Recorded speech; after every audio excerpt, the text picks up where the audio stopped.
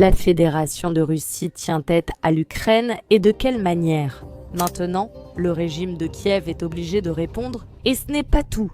Le défi était déjà lancé lorsque la Russie a décidé de parachever le tableau et par conséquent d'en finir. Donner la dernière touche à ce qu'est la position de l'Ukraine dans l'une des régions, dans l'une des zones clés du conflit où en ce moment même se concentre la principale force ukrainienne.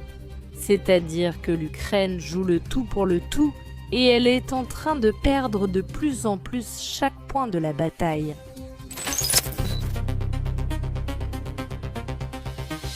Des images que la Fédération de Russie vient de nous offrir en exclusivité et qui adressent à nouveau cet avertissement, cette menace à l'Ukraine. Et même ce défi de répondre immédiatement à la présence des troupes russes dans la ville de Kupiansk. Il y a à peine quelques heures, nous voyions d'autres images où des militaires russes assuraient qu'ils se trouvent à Kupiansk. En ce moment même, des images de position géographique encore plus claires de ces mêmes militaires de la Fédération de Russie qui, regardez, sont en train de se déplacer de manière assez tranquille. Celui-ci, en particulier, se trouve dans l'usine de conserve d'où l'Ukraine affirmait avoir chassé la Fédération de Russie et il est là, attendant calmement, allant même jusqu'à saluer. C'est-à-dire que ce que nous avons vu du premier message de la Fédération de Russie depuis Kupiansk n'était que le début et voici effectivement la deuxième partie. L'Ukraine, alors, n'a absolument rien répondu. Est-ce à cause de la prudence ou des déclarations des propres militaires ukrainiens qui se trouvent en ce moment même sur le champ de bataille et que je vais vous traduire spécialement pour vous pour voir quelle est leur position et où ils en sont exactement. Par conséquent, la bataille pour Kupiansk pourrait sembler n'être qu'une simple bataille isolée, mais Kupiansk est en ce moment l'endroit clé. Celui de tout grâce au régime de Kiev qui a décidé de tout miser sur cette direction. C'est là que l'Ukraine essaie de mener sa contre-offensive et où elle risque de perdre des dizaines de milliers de militaires. Parce que c'est vraiment comme ça qu'ils sont. Les premières images ont été montrées par la Fédération de Russie. Pour l'instant, il n'y a pas d'image officielle de l'Ukraine confirmant les positions de ses militaires. Mais d'autres images apparaissent, celles d'hommes qui se trouvent, selon leur propre dire, sur le front de Kupiansk. Oh là, c'est cool, ils m'ont aidé.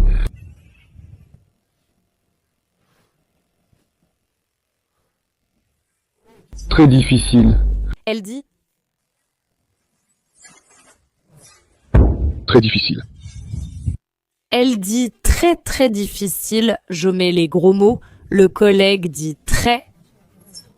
Elle dit très difficile. Elle dit ils m'ont tanné vulto.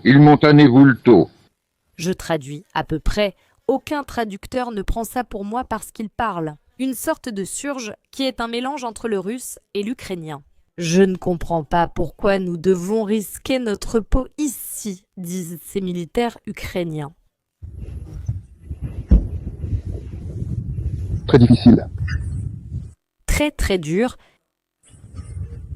Je ne comprends pas. Ils sont en train de nous démonter, disent-ils. Cela veut dire qu'on leur démonte leur position à coups de bombe. Il n'y a pas de mots, on s'est mis dans le trou du cul lui-même.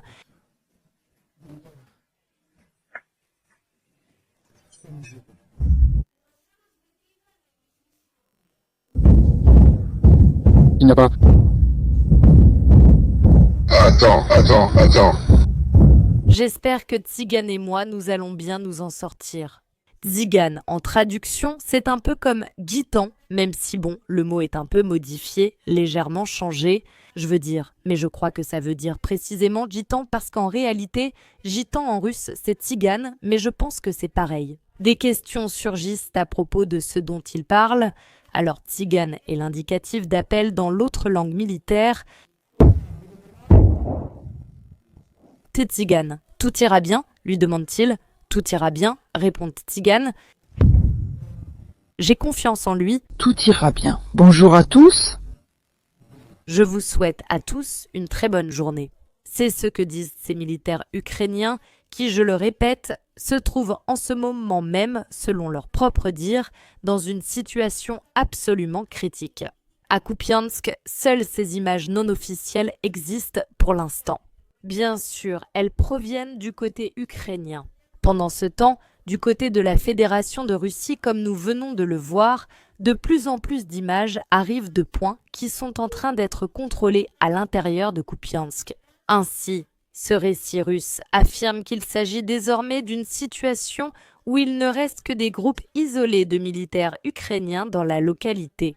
Eh bien, cela correspond assez à la réalité. C'est bien plus proche de la réalité que le récit ukrainien selon lequel ils auraient pratiquement déjà chassé les militaires russes de la ville. Pour l'instant, en fait, ce que montrent les images, c'est essentiellement tout le contraire. Et à cela, il faut ajouter bien sûr que l'humiliation de l'Ukraine sur le champ de bataille ne fait que commencer. Et il faut y ajouter ces cartes d'autres endroits du front ukrainien tout particulièrement. Celle-ci nous vient directement de la direction de Zaporojhye, où la Fédération de Russie réalise de nombreuses avancées en ce moment.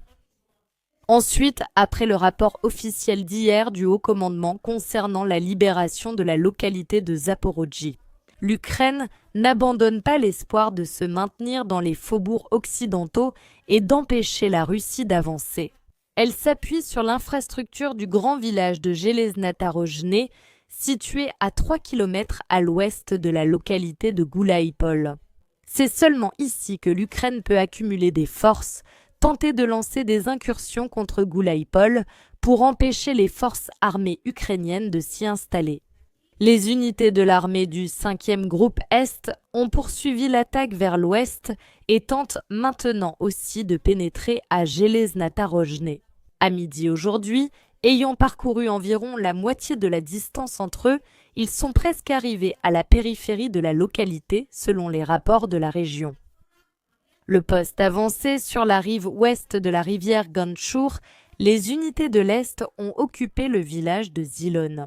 C'est-à-dire que l'avancée de la Fédération de Russie se poursuit et a également lieu sur l'autre front, l'un des plus importants, si ce n'est le plus important. Celui de Donetsk, où de nombreux experts parlent déjà du fait que la Fédération de Russie se prépare à la future libération de Slaviansk et Kramatorsk. Deux localités qu'il sera très difficile d'attaquer de front, donc elle va essayer de les encercler. Justement pour ne pas épuiser ses hommes contre ce mur que l'Ukraine va essayer de créer là-bas. Parce que ce sera déjà la dernière attaque, le dernier combat et très probablement la dernière tentative. Dans ce qui est, je dirais, pratiquement le cadavre ambulant du régime russe, il finit par contrôler Slaviansk et Kramatorsk. Nous avons la carte du supposé futur parcours de la Fédération de Russie et nous avons aussi cette vidéo que nous allons regarder ensemble qui montre ce nouveau système d'attaque de la Fédération de Russie devant vous. Participante, l'un des principaux participants à la libération de Goulaïpol, à quoi cela est-il dû? Et c'est précisément dans la direction de Goulaïpol qu'a eu lieu la première utilisation massive de ces missiles guidés pour le système de lance-roquettes multiples Tornado. Les missiles sont appelés analogues russes des HIMARS. Ils ont été développés l'année dernière à Toula, nommés en l'honneur de Ganitchev. Vous savez que la Russie fait souvent cela et ils ont déjà commencé à être livrés régulièrement aux forces armées russes. À partir de là, nous avons une portée d'environ 120 km des missiles qui peuvent corriger leur trajectoire et qui, effectivement, en sont équipés. Ils sont nettement plus puissants que les HIMARS car ils transportent environ 250 kg de matière explosive.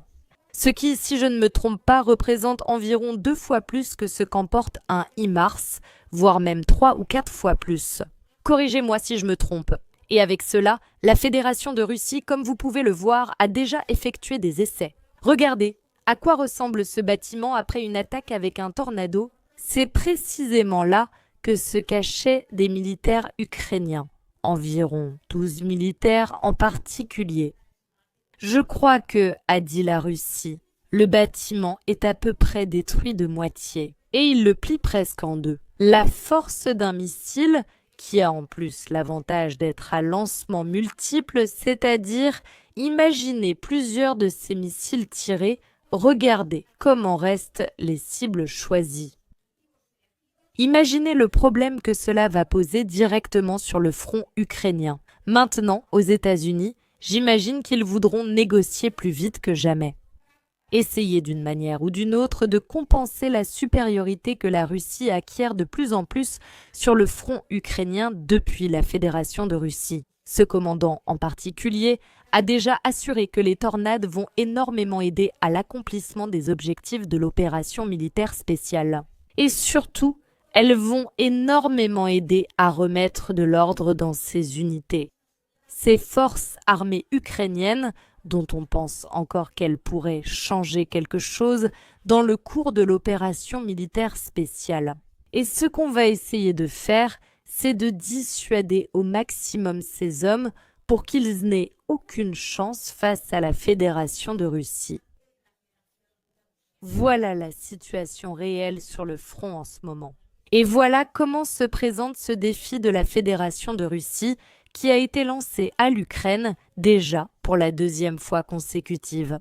La Russie en est parfaitement consciente, elle joue maintenant et utilise la stratégie occidentale, elle joue le jeu occidental, elle veut tout miser sur la carte médiatique. Super, nous allons enregistrer un maximum de vidéos. Ils vont en avoir assez de nous voir dans une localité où, à partir de maintenant, ils devront perdre des dizaines, voire carrément des centaines d'hommes pour prouver qu'ils en ont vraiment le contrôle en ce moment.